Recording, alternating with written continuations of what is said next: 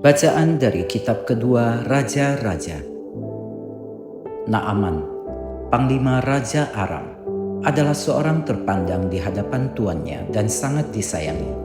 Sebab oleh dia Tuhan telah memberikan kemenangan kepada orang Aram. Tetapi pahlawan tentara itu sakit kusta.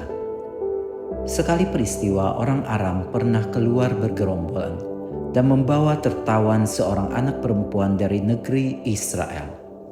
Anak itu menjadi pelayan pada istri Naaman.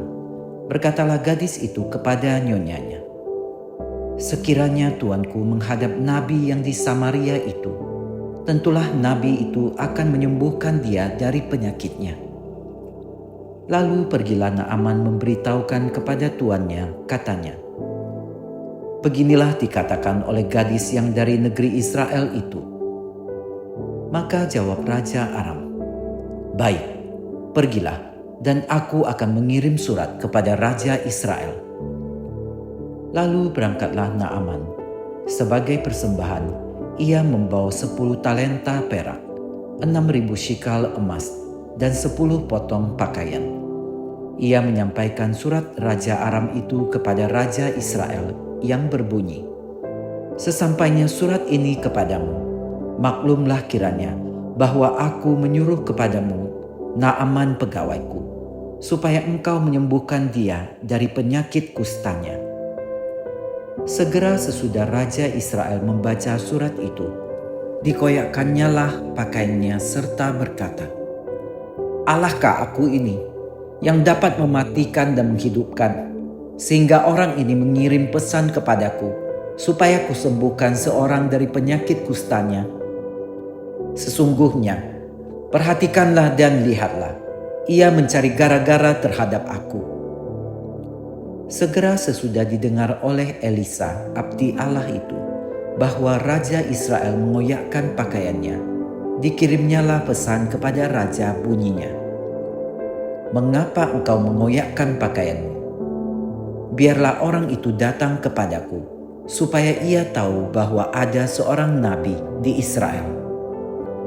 Kemudian datanglah Naaman dengan kuda dan keretanya, lalu berhenti di depan pintu rumah Elisa.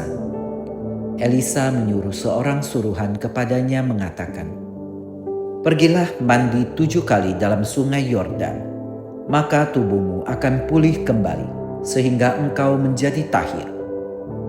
Tetapi pergilah Naaman dengan gusar sambil berkata, "Aku sangka setidak-tidaknya ia datang keluar dan berdiri memanggil nama Tuhan Allahnya, lalu menggerak-gerakkan tangannya di atas tempat penyakit itu, dan dengan demikian menyembuhkan penyakit kustaku. Bukankah Abana dan Parpar, sungai-sungai Damsyik, lebih baik dari segala sungai di Israel? Bukankah aku dapat mandi di sana dan menjadi tahir?"